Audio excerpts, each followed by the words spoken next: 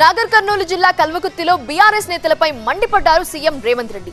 గులాబీ నేతల్లో అధికారం కోల్పోయిన బాధ కనిపిస్తోందన్నారు. స్థానిక సంస్థల ఎన్నికలకు క్యాడర్ సమాయత్తం కావాలని పిలుపునిచ్చారు సీఎం రేవంత్.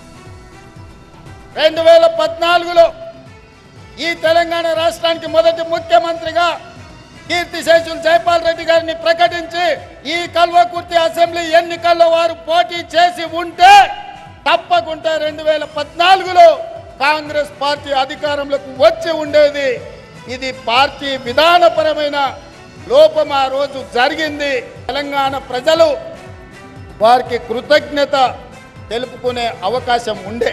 ఆనాటి స్పీకర్ శ్రీమతి మీరా కుమారి గారికి జైపాల్ రెడ్డి గారు ఒక సూచన చేసిండ్రు.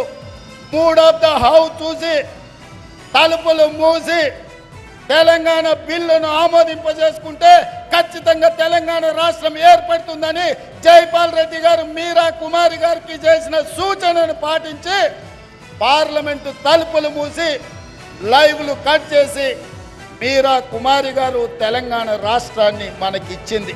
2 తారీఖు నుంచి 14 తారీఖు వరకు నేను విదేశీ పర్యటనకు వెళ్తున్నా.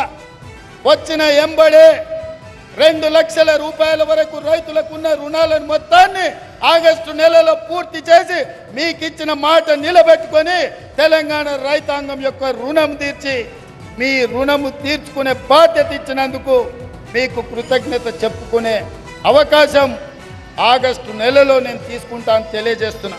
ఆయన రాడు, మేమే వస్తాం, బామార్దులమే సమాధానం చెప్తామని టీవీలో చూసినట్టున్నాడు. 24 తారీఖు నాడు కేటీఆర్ మాట్లాడింది. 25 తారీఖు నాడు పొద్దున్నే 12 గంటలకు అసెంబ్లీ ఉంటే 11:30కి వచ్చి కూర్చున్నాడు కేసీఆర్. వీడు తిక్కలోడు, అసలే తిరణాలకు పోతే ఎక్కడానికి దిగడానికి సరిపోయింది అన్నట్ల వీడు ఏం చేసి వస్తాడో వీడికి చేతికి ఇస్తే ఇది ఎక్కడ పోతా అని వచ్చి పొద్దున్నే అసెంబ్లీలో కూర్చున్నాడు. కొడుకేమో రాడంటాడు, తండ్రి ఏమో పొద్దున్నే వచ్చి కూర్చుంటాడు. అంటే ఇవాళ వాళ్ళ మధ్యలో సమన్వయం లేదు.